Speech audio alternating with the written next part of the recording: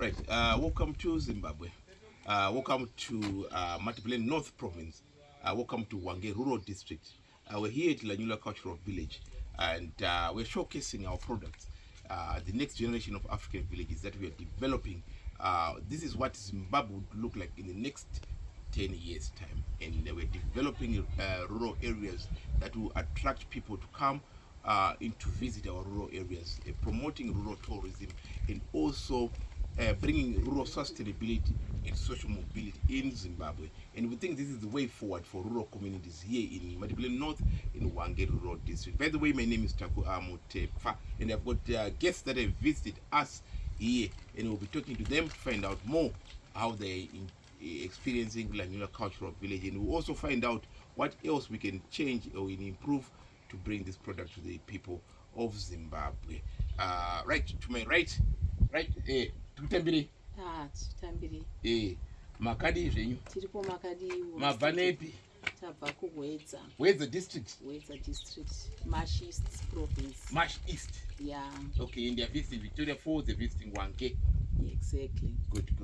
Not in the the domestic tourism, domestic tourism. We are promoting it so that people move across and also make it more affordable for rural communities to come and visit Victoria Falls in Hwange.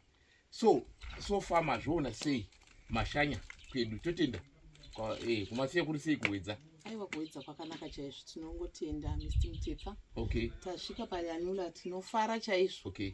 Kuona nzvimbo yakadai. Yeah. Isusu kuHwedza uko tine nzvimbo yedu asi kwedu kunotonhorera kunopisa asi kuchipisa zvakadaro. Taona kwakanaka kuti timboona Lanyula village. Okay. Chamaita, what was your highlight of chamaonawo chamuchanodaidzirawo veHwedza kuti chatakanoona chakati tinofara chaizvo. Isusu tiri kumashona kuno kuMatabeleland. Kune culture yakasiyana siyana. Saka taona different cultures.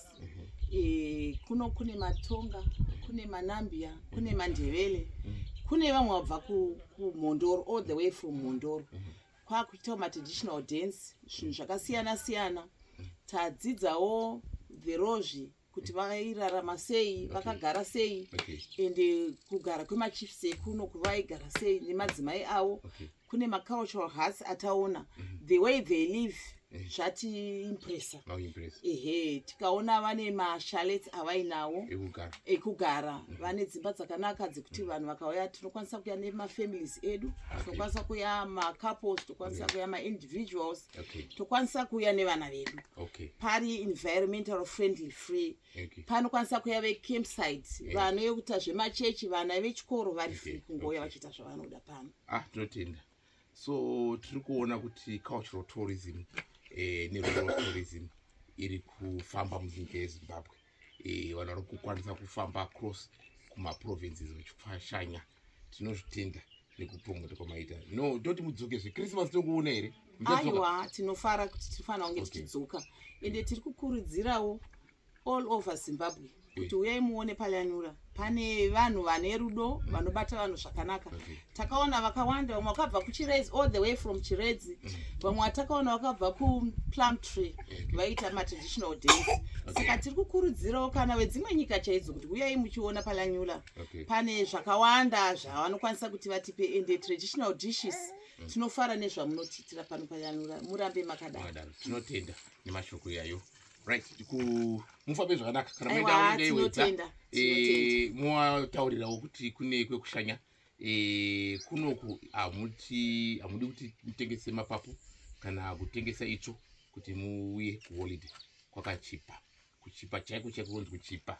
Zvaya zvokuti moti ndiyatengesa mombe, aiwa musatengese mombe, kungokwira mabhazi akachipa muuya pano tokutambirai muuye nenguva yakanaka makadekera. Mufambe zvakanaka kana muenda kunyika yeHwedza. Tinotenda vamutefa.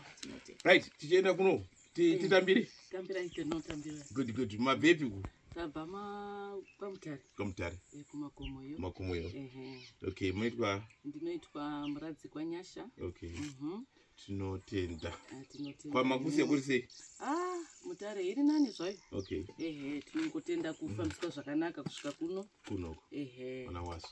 So mauya kudai tiri kupromota domestic tourism kuti zvizvarwa zveZimbabwe zvikwanise kuuyawo zvichienda zvisingatengese mapapu kuti zvive kumaholiday zvishanye kubvakacha imi mangoya nyore nyore.